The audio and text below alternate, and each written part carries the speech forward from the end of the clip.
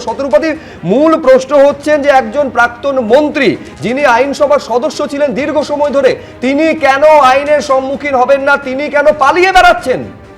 শুভ্র, তুমি তো শুরু করলে খুব সুন্দরভাবে, মানে এই জন্যই আমার তোমার সঙ্গে শো করতে এত ভালো লাগে কি ফিলিপিন্সের ভূমিকম্পের সঙ্গে তৃণমূলের এই ভাঙন তুমি তুলনা করলে, তারপরে কি বলে ত্রাহি মধুসূদন, এই সে ত্রাহি মধুসূদনের এফেক্ট আমরা উপাসনার গলায় পাচ্ছি, যেহেতু উপাসনা ভীষণ কনফিডেন্ট, এখনও কনফিডেন্ট কী করে আমি জানি না, সে এখনও ডিফেন্ড করতে গিয়ে চলে গেল, মানে সে বল পাস করার মতন মেসির কাছে চলে গেল, শতদ্রুকে দোষ দিচ্ছে। কিন্তু ফ্যাক্ট এটা যে স্বরূপ অরূপ দুই ভাই মিলে যেরাম ত্রাহি মধুসূদন তৈরি করেছিল টলিউডে এবং তারপরে ক্রীড়া মন্ত্রণালয়তে এবং তারপরে মেসির ওই স্টেডিয়ামে, যে 16,000 টাকা দিয়েও মানুষ মেসির দর্শন পায়নি, বিভিন্ন রকম পশ্চাতে স্বরূপকে দেখেছিল এবং স্বরূপ নয় অরূপকে দেখেছিল, এবং স্বরূপের বিষয়ে এক সময়কার বিশাল নেত্রী কাউন্সিলর সেই এখন তার স্বামীর বিরুদ্ধে কথাবার্তা বলছে।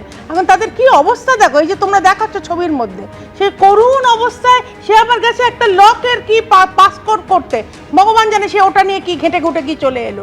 কিন্তু এই দুই ভাই এত সৎসাহস এখন কোথায় গেল যে তারা মানে পুরো একটা কমিউনিটিকে, একটা পুরো ফিল্ম কমিউনিটিকে চালাচ্ছিল, অথচ তাদের এইটুকু সৎসাহস নেই এসে তাদের তাহলে ডকুমেন্ট দিক বা তারা বলে দিক যে না না আমরা ভীষণ সৎ, ভীষণ ভালো।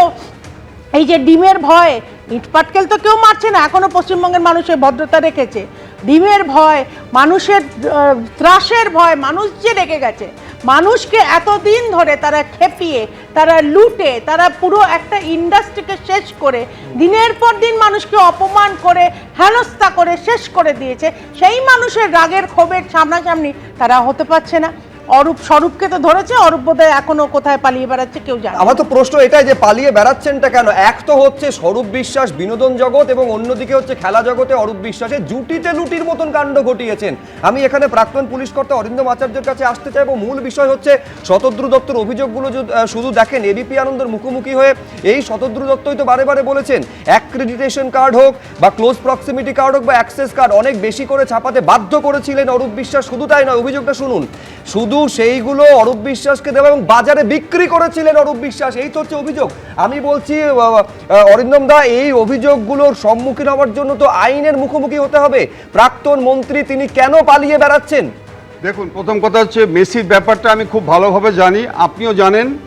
আমি আপনাকে আজকে বলছি এই অরূপ বিশ্বাস এবং আপনার যে স্বরূপ বিশ্বাস এর কাণ্ড কারখানা শুধু একটাই বলছি। গতকালকে আমি টালিগঞ্জে গিয়েছিলাম একটা অনুষ্ঠানে, বিশ্বাস করবেন কিনা জানি না, ওখানকার সাধারণ মানুষ একটাই কথা বলেছিল যে ওখানে মিসেস পাপিয়া অধিকারী যে জিতে যে খুন হয়ে যেত, তাকে খুন করে দিত। যে লড়াই করেছেন সাধারণ মানুষ, অন্য কেউ নয়, সাধারণ মানুষ রুখে দাঁড়িয়েছে।